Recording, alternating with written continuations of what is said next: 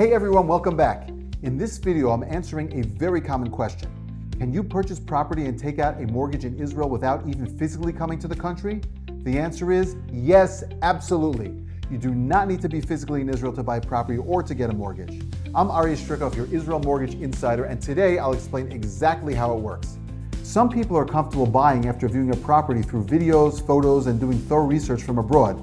Others may visit Israel to see the property but can't stay long enough to complete all the paperwork. So how do you purchase without being here? The three-word answer is power of attorney. By signing a power of attorney, you can appoint someone you trust in Israel to sign all of the necessary documents on your behalf. Now, there are two main ways to do this. First, if you're already in Israel, you can go to a lawyer and sign a power of attorney here.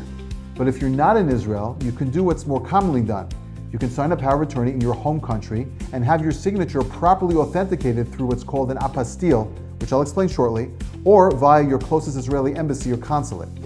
Now, while signing in Israel is simpler, it's not always an option even if you are in Israel, because the power of attorney must reference the specific property in detail, meaning it cannot be prepared until you decide on what property you want. That's why most people do the power of attorney from abroad, not while they're in Israel, as they often haven't made their final decision on the property while they're still here. But don't get nervous.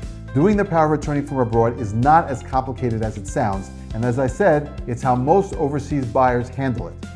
So, as I mentioned, when signing from outside of Israel, your signature must be authenticated with an apostille. This is an international certification that verifies your identity and signature. The process involves signing in front of a local notary public and then getting an apostille certification on top of that.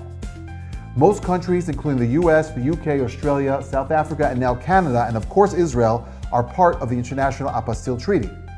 Essentially, through the treaty, each country party to the treaty agrees to the apostille guidelines of authentication and then agrees to accept the documents of the other country who are party to the treaty when they're authenticated via those guidelines. Now, many people find this step complicated and tedious, so I always recommend using a professional expediter. They handle everything for you quickly and reliably. I work with trusted expediters that I refer to my clients all the time. They know the paperwork, they've been doing this for years, and take care of it quickly and seamlessly. It does cost a bit more, but it's well worth it to avoid the hassle and potential mistakes that can happen.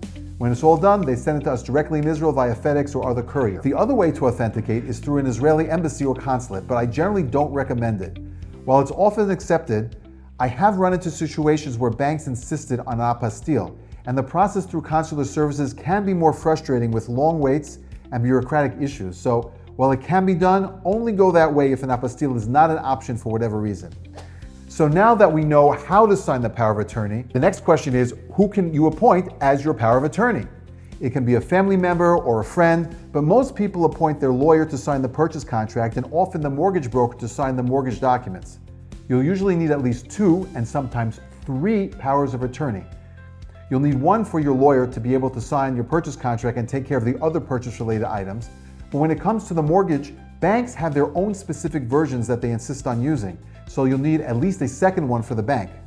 You may also sometimes need a third copy to open a bank account in your name, because once you own a property in Israel, you'll need an Israeli bank account, which we can also open via a power of attorney remotely.